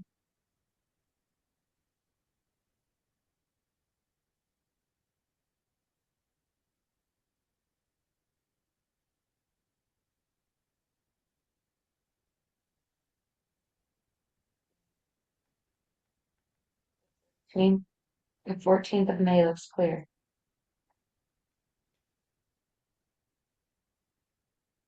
Okay. 6:30 p.m. May 14th. Can I get a motion for that? Set. I'll make that motion. Is there a second? A second. Kim, is there any discussion? All in favor? Aye. Aye. So moved. Thank you on that. Alright. We can move along quickly now. The center parking plan, solar city update, well, firehouse sale. Nothing different yet, but maybe next month. Maybe next month. We'll have something in already. Do you want me to keep all of that on the agenda? One more look at a time. Okay, It helps us keep it live. you got it. Dark skies, don't really have much to report other than we sent a letter to Dr. Deacon on Kellogg. With, I think everybody saw that letter. And I think that's all that's happened, right? Is it's gone out. We haven't Yeah, heard no anything. response. They're just freshly back in school anyhow, so hopefully we hear back soon from the new principal and we can work on that outside light. Any questions, comments? No. Moving on, the POCD implementation subcommittee update, Doug? Yeah, we're actually getting some action. We, Tim and I and Kim went to the Board of Selectmen, Board of Finance meeting, made a nice presentation. And in the group was the folks from the Fire Commission and the Fire Department. And we had some nice questions, good feedback, and I ended up with another date to go present to the Fire Department on May 12th. So that'll be good. And we met with the rec committee. They're wide open to, whatever we can do to help them, of course. And then I was invited by Eileen on the steep grant committee to go visit the town farm. Greg was there as well to look at where the pavilion will go. So that's kind of step one, which is great. So that's it. That group is very busy and active, and they asked me to come just to sort of tie it into the POCD. So that's great. So we're moving along. Feedback good. from Board of Select or Board of Finance? Yeah, they had, we went in the tail end of the Board of Selectmen meeting and then caught both groups. So it was good. It's really to introduce the whole workshop thing, and there was some good questions. So people now understand at least that, one, we have that workbook on the website. And, you can easily find out by the legend in the very first page what applies to you or your group. And then down below, all the tabs, click into what the action or policy would be for that particular thing, like sustainability or affordability or whatever. So I think people are understanding it better, which is great. And between the Board of Finance, Board of Selectmen, Rec Committee, and us, that's probably 90% of what needs to get done. That's awesome. So I think we're okay. I think we're doing well. Yeah, being part of that meeting, there was, just complete buy-in from the rec committee on this and their ambitious goals. So it's nice to see them bring a plan from 2003 and actually refer to it even during that on-site gathering. So it means a lot, and it's my thanks to the committee because it's been a lot of work to get momentum, but I think there's some. Yeah, absolutely. No, it's a good group. Great. Why were they referring to the 2003 plan rather than the new one? I'm sorry. The rec commission has a plan for town farm property, 2001 or 2001. Oh, wow. So Which needs to be updated, and that is in the Yeah. POCD. Cool. Yeah. I'm like, great question. That's absolutely great question. I think it was somebody did volunteer to put together this really nice package. It kind of It's pages of information of what could happen up there, what it could look like, renderings, but it has to be stage 1, stage 2, stage 3 because of the financing of it. Yeah. It was interesting to see. Yeah, and it kind of wraps everything all up, and with even the steep grant, because without the steep grant, it's just be blunt. The town is never going to have free enough cash to invest in that property on its own. is it a bandstand? The bandstand. Yeah. Movable lawn. There's a beautiful hill that Eventually. amphitheater, it's just screaming amphitheater. Absolutely. Down below would be a stage, yeah, it would be. Yeah, it'd be killer. Yeah. Yeah. But we're getting there, but you know, with the 20%, I think, Mhm. match of the town, so the town can afford 20% of the project, but it can't afford 100% of it. It's never gonna happen. It's just, there's not enough money, not enough tax base to, So the pavilion is with Steve money, Yes. assistance. yes. There's actually a lot of money out there right now in the state for recreation. Yeah. There's a push. So there's An amphitheater push. more to be had. Yes, for Oh, sure. keep in mind, this is long term, but this subdivision, the fee and lieu, that can go to recreation when they ever sell. So just Yeah, something to thank you think for about. that. Yeah, that's right. Yeah, Because it can be open space recreation or, Oh, yeah. really? yeah.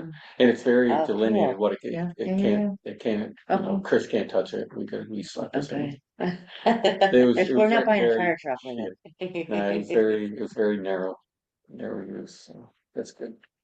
All right, moving on to P and Z monthly financial report review, which we received at the meeting, and it just pulls on, everything looks in order.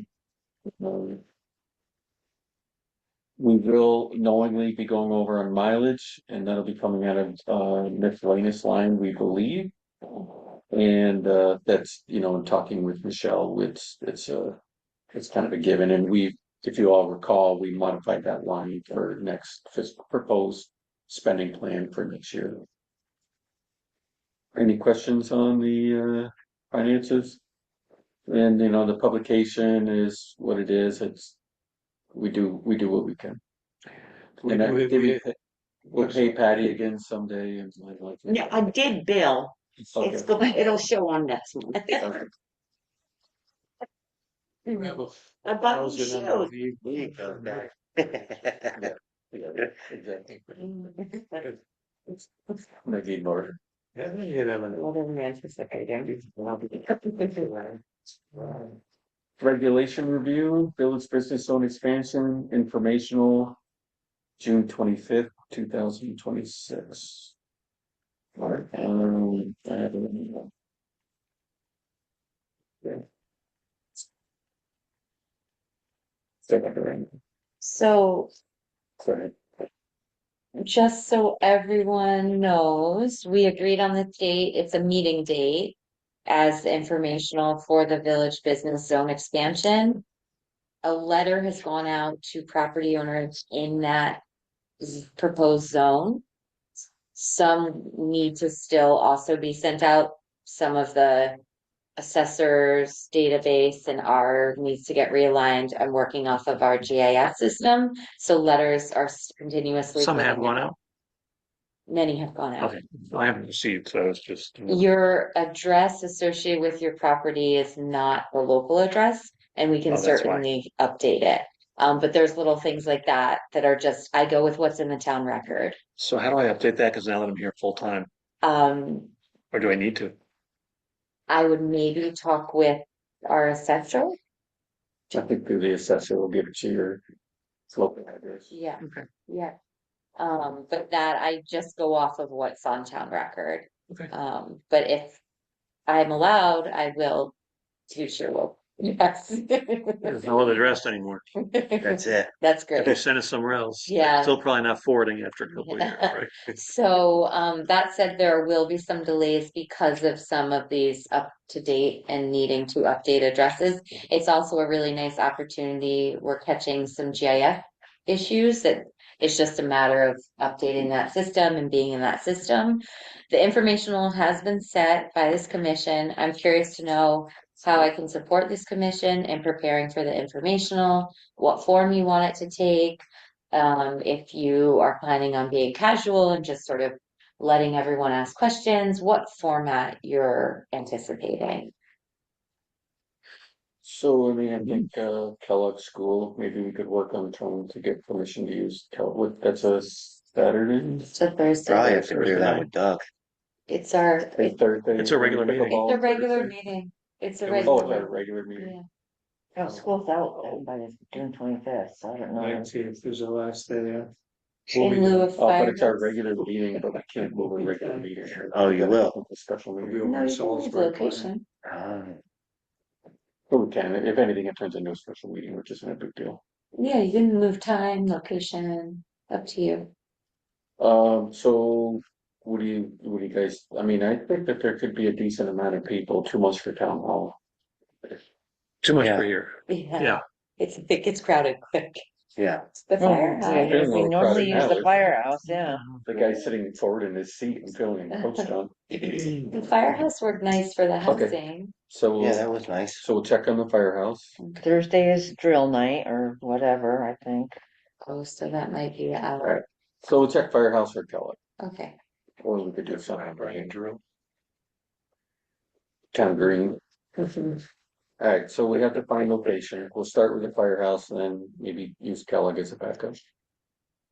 Second, your question was, what would we want from you for form? I think just like a whole history, because as you can, we'll get to, we already received one letter, which I think has maybe a misunderstanding of Yeah, what we're doing, how we got 100%. here, and what we think it's gonna do to the center of town to change it from. As I was gonna say, like reading that quick, I just, obviously they can ask what, but like just Give some background. give some background first. that it's not going in whatever direction that letter was saying. Like, I mean, I don't know.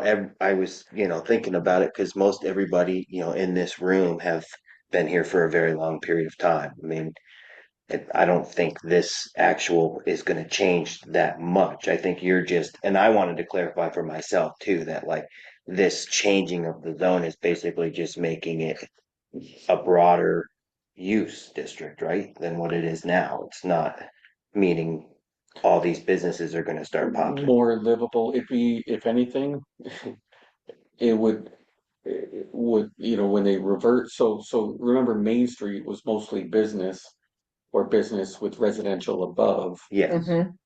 And subsequently over the years, as we're well aware, there's very little business. So that's kind of reverted to residential. yeah, But if we ever wanted, or if somebody wanted to come in and buy a building and put an office downstairs with upstairs apartments or living space for the owner, what have you, yeah. it, it it's conducive. Creates that possibility. It creates Right. that possibility. But we're not trying to get an Aldi's could come in here No. and start set up, and no one's trying to get that or have the traffic Well, he and was concerned each- about. Zone or each lot has those different restrictions too. All right, what type of business? So how many vehicles are going to be there? How many? That's Mhm. so. Parking. Department of Yeah, Health, parking. all of it. Yes. The Yeah. type of business allowable, the whole. What if It it- all goes back to your public water and your septic too. Mhm. Yeah. So But it could yeah, be that- maybe to just clear that air. Yeah, Is yeah. any- It's not looking for development and making it. We're not changing the road. It's, We're not. and I think, Greg, you're hearkening back to history is probably a really good conversation to have and just say, and I know I've done that talk that's really quite good when the Historical Society does the downtown talk. It was thriving when the railroad was here. There were 24-hour stores, there were hat shops, Mhm. there were fashion stores. So your thing about like reverting back to pedestrian friendly, mixed use, where there's activation of the streetscape and an organic opportunity for you to be a community, that's really the gist of it in keeping with the POCD. And the memos, so these memos have been prepared for years. There was the background. I can bring back the background memo That would be great. and then have that for you so that maybe a nice intro of just the talking points and then get into how it's POCD implementation. Turn it over to Doug for that. And then really, open it up to potential questions. Yeah, I think the discussion's the important part because Yeah. I understand, I mean, the way the letter was written is a little bit heavy, but I understand the tone of it is the concern we've talked about multiple times, how we're not trying, we want to listen to our village people, residents. I know, village residents, as far as the effects that events have on them. However, we do know we need a town that can survive, and it needs to change a little bit with time, and that lateral move is now a big change from what it is today. And yes, it is, it could, reckon back to yesteryears, but it creates the viability of the town, of the center. And the Yes. center of the town is the center of the town. Yeah. Are residents concerned with, taxes changing? You know, they're, That wasn't brought up. We only had this one communication on the page. Right. I didn't know, I didn't even see it. No, But it's a good bedtime story.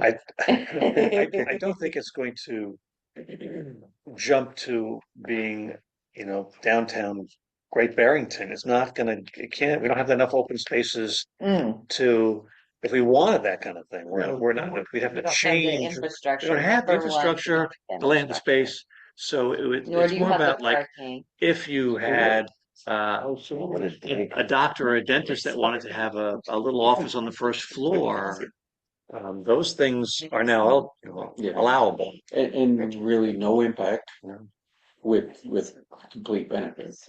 And you're our token, Tim, because And I saw, you're our. I was on the phone with him today too, but we didn't talk about this. You are our downtown representative. Yes. And I don't have the same thing. Well, there's probably, You have a contractor that lives next to you. 10, 12 houses that have that kind of affected by the car show up and down here, that I don't have quite the same thing, but So I think it's important to keep events extremely separate from VRBP. Yeah. And to talk that Yes. maybe there might be a formal requirement for events that are, Permits. that are held downtown, and that these are very different, I agree, yeah. very, very different. The other thing too is, back to the POCD, we went through an exhaustive process to come up with the new POCD plan. And people were very open to and came and had comments. They had a lot of feedback that went into it. Yeah, So all we're doing is applying what the town wants. yeah. Yeah, I reread that And today after his letter definitely got a lot too. of Like this, where It did, was a Feedback from carryover. Main Street residents. Yeah, It was absolutely. very vocal. Which was fair and accurate. Absolutely. And this gentleman that wrote the letter, I believe, has been here maybe a couple of years.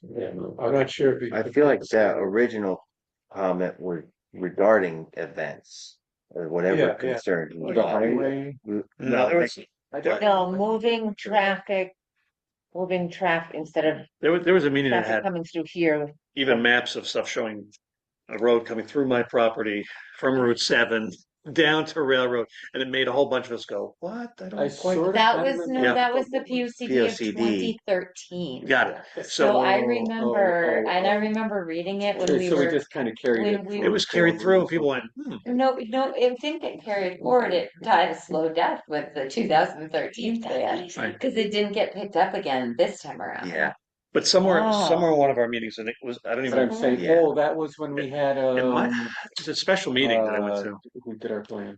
was it at And Kellogg? Kelly. Now I That remember. meeting wasn't at Kellogg, it might have been at the, I feel like it was Kellogg hmm, with Glenn. So not to Yeah. like revisit Anyway. the past for too long. The POCD from 2013 also had the concept that's now being carried over. So it went through 2 Iterations. I- decades of vetting processes. I think it's important to mention that we're not trying to make this a state highway, and Oh, no, all we're not- doing is giving people the opportunity in different parts of town that, and open that up a little bit to allow a business on the first floor. Well, Allow- and also, the be able to maybe maintain a property they own by using, like you said, a doctor's office downstairs and living upstairs and still being able to stay in town.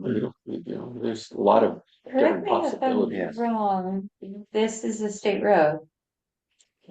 That's a state road over there. This is town. This is town. It used to be state. Interesting. Yeah. Great. It's even better. But this stuff, development always goes up against what it costs you to live here, right? July, I believe, we're gonna have the highest mill rate in the region. Oh my goodness. And if people start to think about what it costs to live here, maybe that opens up or starts to make sense that a little bit of revenue coming in might help. Right. Doesn't have to be Starbucks or Mm, Walmart or mm. No, high-rise but buildings. even as a kid, there were way more businesses along this strip going up to the library, and there was no more traffic or Right. issue. I mean, I think there was less parking back then too, but it's because it's in the like a home style office. You only have that certain amount of parking, and so I don't know. I think yeah, it's just a little confusing. Maybe they're Just, with that road. That's scary if you're but we're not doing that. So So I think just kind of circle back on that, kind of how we got to here. Oh, okay. History, The POCD over 2 decades is a great okay. yeah, point to bring forward. And, So sort of just prepare some talking points for you. yeah. Okay. And then, like the steps that a proposed business where it's currently just residential would have to go through, like Mhm. just a quick synopsis of Mm, the safeguards to prevent. Aldi's are moving in, Yeah. or something, they're All thinking the public worst things, case in a all parking such lot a and public mowing thing. down the library to put up a. yeah. So just kind of the whatever's Got it. out of the planning and zoning that kind of safeguards and while we're trying to meet the POCD and the feedback from the public, how we protect the current residents. So my one question for you, are you tasked with finding the location for this? I will do that, yes. If there's the ability to hook up a computer, the map, the GIS map, they show the overlay, so current zoning with the proposed. It might be really nice to display, Okay. because the printout, it's a two-dimensional map, and we can hone in on various parcels. If someone is like, I really don't want my parcel in here, we can look at it in a more interactive way than a paper map. That's a good idea. I'm sure the firehouse would have that, right? Yeah, they do. And I don't mind having my laptop for that evening. Okay. It's a Mac, so sometimes there's compatibility. That's a good pointer Really here. back at the moment. That's a whole So other story. sometimes it's a compatibility thing. What was today? June 25th? Yes, Yeah. Mhm. I think we wrote 6 p.m. because it was the time, we built in a little extra time to have our meeting Agreed. afterwards. I don't think that's gonna happen. Our I'm meeting, with you there. Yeah. I paid after 2 hours. Did we Oh, agree on you're 6 about to get. p.m.? Or we haven't yet? So I think we set this time at the last meeting. it's in the letter. So Yeah. yes, it was. yeah, Yeah, I think we did Tim, it's 6. in your letter. 6 You can get. p.m. I know, but Yeah, I saw the printout. And I Tim, read Did you it. check your mailbox? It's at 6 o'clock. 6 o'clock. And thankfully we're Fall Village. If In we New get a York handful someday. that can't get through in the mail, we can send Yeah, that that's around fair. on his bike, like Yeah. his newspaper route. Yeah. Okay. Just don't know. yeah, I'm he's working picking up on, those CBD 2 and extra where? days now, you Yeah, know. Absolutely. yeah, I'm working on the letters. Okay. Yeah. The final. So did this originally come about because of everybody's working from home? Like small cottage industry No, this was business? so long ago. Yeah, more about downtown walkability, vibrancy, bringing back a little bit of our heritage of just like makers and Main Street. Main Street. And we had inquiries in the past and business opportunities that bypassed us because they couldn't meet our zoning. You have such a notable Main Street. Hmm. And the historic district, just in keeping, like, it's visually stunning and really nice to walk. Which Yeah. can't be said for. Mm. I was- Anywhere else? I What were you was, gonna say? I was, no, but there's some speeding issues in other towns. All right, anything further on the Are village we gonna business? change the time on this, informational meeting, It's 6 p.m. staying with 6 p.m.? Okay. Mhm. We'll give it an extra half an hour.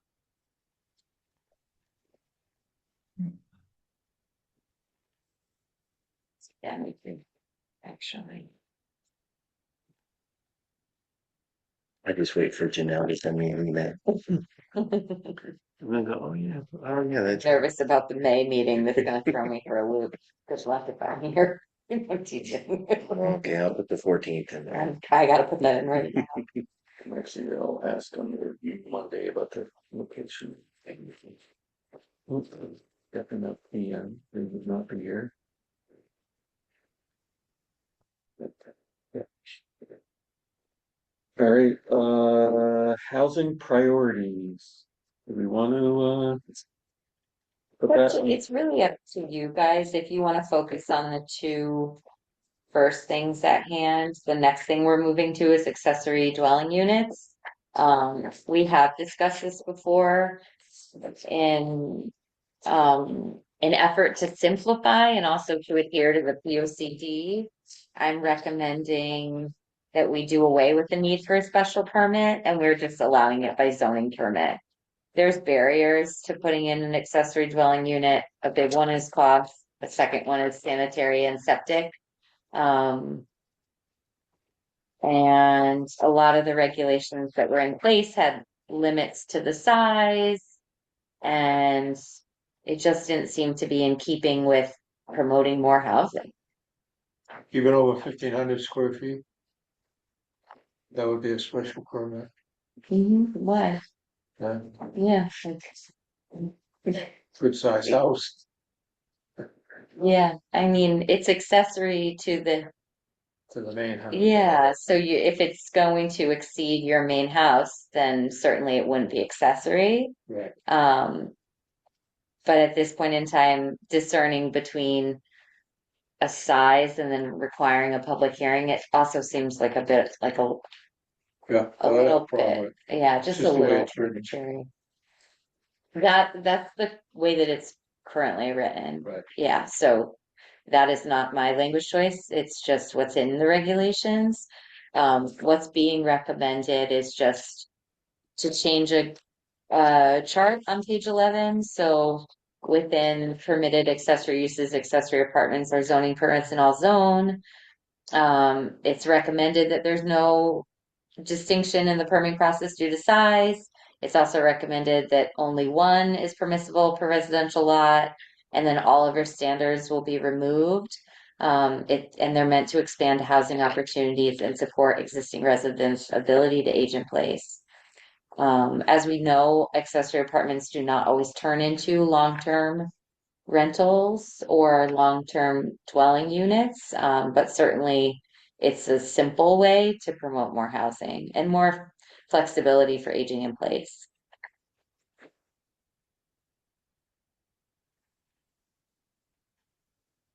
So maybe we, just take that information and leave it, for next meeting to revisit and maybe take action on. Sure.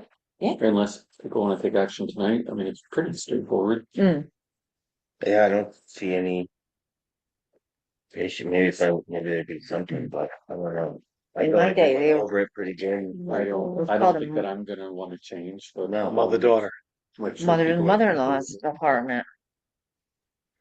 Their in-laws. So if you like it, I'll entertain a motion to, how would we phrase that, to update with the recommendations as presented? So you have to go to a public hearing, much like, Recommended to public hearing, okay.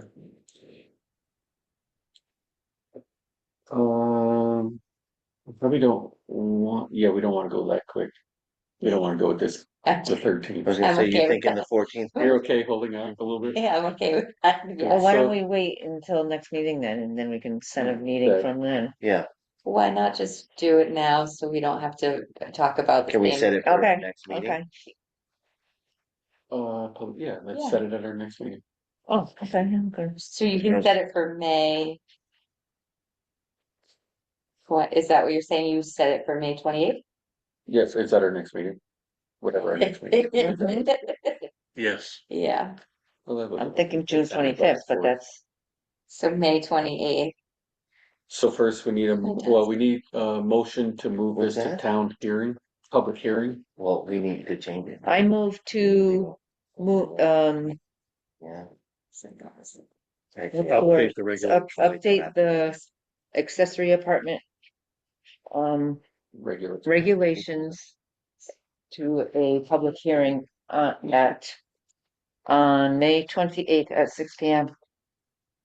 Why don't we just do it the regular start of our meeting? 6:30. 6:30? 6:30, All right, and then we'll just start. at a meeting later, 6:30 but p.m. That way we don't become a special meeting for any reason. So great. 6:30, May 28th. Do you have that, Patty? Is there a second on that motion? A second. Not any discussion? All in favor? Aye. Aye. So moved. Thank you, Janelle. Thank you, guys. In the event that you have to keep your hearing open, you can, not that I'm foreshadowing anything, but you can always quickly move into it in May 25th. If you have to keep your hearing open Got it. for the 13th, Got it. if that makes sense. Yeah, I cut it. Or the 14th, It the just 14th. took me a second. Yeah. CEO report? Okay, I'm ready. So a little uptick in front two for the month is bigger than usual. I'm sorry, I didn't put the dimensions of the barn. I tend to like to have the dimensions on the report. And a lot of inquiries, I'm getting inquiries all over the place, from steep slopes to fence replacement to survey maps, and then some very involved inquiries. So, some questions about prospective uses and the IHZ questions that we will get to from Habitat for Humanity. I do think that I circulated some of their response, but just in general, there's been a lot of uptick in thoughts for prospective use of various properties. And a lot of them are out of the box of just your normal zoning question. They're more like, if we were to put multiple units on this lot, and they get to be pretty involved. So other than that, the RBZ letter was sent to 80 property owners, and then there was a scam related email pretending to be from the town. If you get emails from the town and you look at who it's coming, if it seems super wonky, look at who it's coming from, because you'll see in the byline, it's like fallsvillage@usa.gov, and someone's asking you for money. So We were charging in this particular scam, we were charging the housing trust for permits to move forward on their project. yes, Really? yeah, and Wow. it's happening in a lot of other towns. I was I was clicked out of- on it and they sent me back yeah. with Janelle's home address, but I'm not saying, I'm not implying anything. I was at a site walk and someone said, "Do I owe the chair $400?" I said, "No, I don't think you do." was So great. just beware, they are out there. And no public ads at this time, but we'll have 4 for next round, so that will probably get us through sort of our budget for the year with those public ads or wherever we're at. It's a VRBZ letter. Village residential business zone. Would you like a copy of said letter? No, Okay. Any questions on the zoning report? Hearing You none, might bring one home for you. public comment, This? anything? No, on but you Zoom? can read that too. That's Official correspondence, so we have the Habitat for Humanity correspondence. Um. And we passed that to the commission, right? So everybody's had a chance to see that? Yeah, I didn't post your response. I think I just shared the letter. Yeah, that's what I was Yeah. wondering, the response. So if anybody wants to see so in essence, from Habitat there, I'll just summarize it and then I'll give this to Patty to put in, or you have it. I have it. I don't need to read this, do I? No, we can Into the read, record. but if you want, that's your response. I didn't send it. This is your response. So in essence, it was Bob on behalf of Habitat saying, well, what are you doing with that? And we hadn't taken action, so we really couldn't definitively answer, but this is what I wrote. Dear Bob, thank you for your letter dated March 31st, 2026. We understand your concerns regarding allowable density within the IC zone. At this time, we share your uncertainty on this matter, meaning we don't know what we're going to decide. Following the recent housing informational session, questions arose about a discrepancy between the density presented in the state application establishing the zone and the density provisions currently reflected in the regulations. In a response to those concerns, the Planning and Zoning Commission has opted to comprehensively reevaluate the applicable regulations, which we have done. As part of this reevaluation, the Planning and Zoning Commission is also refining the regulatory language and clarifying the entity responsible for serving as the administering agency. Although the updates to the IZ regulations are a work in progress, the Planning and Zoning Commission must retain the ability to grant a density waiver, allowing residential density within the IZ zone to exceed the baseline established in the regulations in accordance with Connecticut general statutes. This relief is discretionary and not guaranteed. However, it remains available to you and any prospective applicant. We cannot opine on the outcome of any future application. However, we encourage Habitat for Humanity to submit an application at a time of its choosing. As you witnessed at our March meeting, discussions involving possible amendments are still underway. Formal changes cannot be made until the P&Z finalizes the proposed language, conducts a hearing, and votes to formally adopt the text changes. Regards, Greg Marlowe. So it was I understand the purpose, I think, of his letter. It's just asked questions that we couldn't formally answer because we hadn't taken action, so. I'm glad you opined. Yes, there was some opining that took place. So we have that. I got a letter from Aquarian. That was in the mailbox. That I stuck in my stack of papers. Yeah, it's not in that stack thing. That's the envelope. Here's my Aquarian. And I'm gonna pass this along. Someone needs to help me to pass it along to other commissions, but it's dear Greg Marlowe. This is from Aquarian Water Company. Our watershed environmental management team works to safeguard the important natural filters that protect our groundwater and surface water, public drinking water sources. Whether you are reviewing applications, adopting regulations, or enforcing regulations that protect wetlands, aquifers, and watersheds, you play a vital role in source water protection. We recognize the importance of your work. We appreciate all you do. As part of our efforts to enhance public outreach, this year we created a new online content to help the public and local agencies to easily navigate to source protection resources. We hope you will visit the new web pages and find the information useful. The new content can be found at link or by scanning the QR code. If you have additional resources that you see, please get in touch with us. So I think that'd be more probably applicable to inland wetlands and maybe the Housatonic River Commission. It's probably stormwater too. For us, So but, us, okay. yeah. I'm curious to see if it aligns with what deep standards are. So you want to take it in quarterback? Maybe I should go to others. Happy to read about more stormwater. I do love stormwater. I do.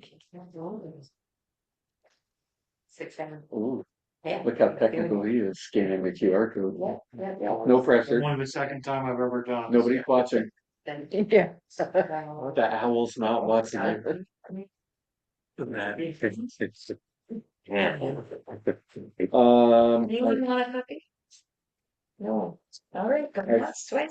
Thought that I would I read don't need in. that for the minutes, but aren't you forwarding it to the rec department? I'm taking it on. Oh, you're taking it. So I will take a copy.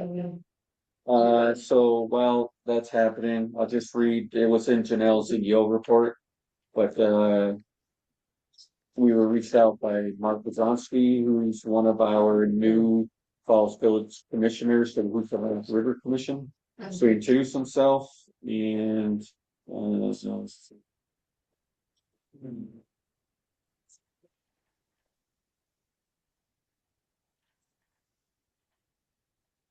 says, hello, I'm one of the 2 Falls Village commissioners to the HRC. Thanks for your work on behalf of our village. Would you please let me know how I might access the most recent minutes? Also let me know if there are any current projects that stand out as potentially impacting the Housatonic watershed. Copying my fellow Falls Village Commissioner Colter Rule and Madeline Shirk, Wild and Scenic Program Manager for the HRC. They share a common interest in zoning that supports the sustainability of the watershed. Best regards, Mark Gazonsky. I think I just kind of want to share it with the commission. I love that they reached out for some communication. and saying, hey, this is who I am, this is who we are. Do you have anything? So I think it's kind of what our goal is to this commission to be doing is the outreach to other parts of our town and other volunteers. So that's going to show that. Cool. Is there a response? Yes, Janelle responded splendidly. Just gave him where to find our agenda and minutes and files and documents, and our new GIS is a tool for them to use as well. And but thank you for reaching out. So no spelling mistakes, grammar was great. Using spell. That's all I have. Anybody else have anything else other than a motion to adjourn at 8:37? So moved. Is there a second? Motion for me, Is Lee. there any oh no. All of you. Should we discuss that? I'm not quite sure about the German tonight. I was going for it. Oh, did you want some public comment, Derek? No. Alright, You are we off, Patty? Oh, you're supposed to be in bed. Bye, Mark. Have a good night. Good night. Good night, Mark. Okay, stay out of trouble. You I'm gonna try.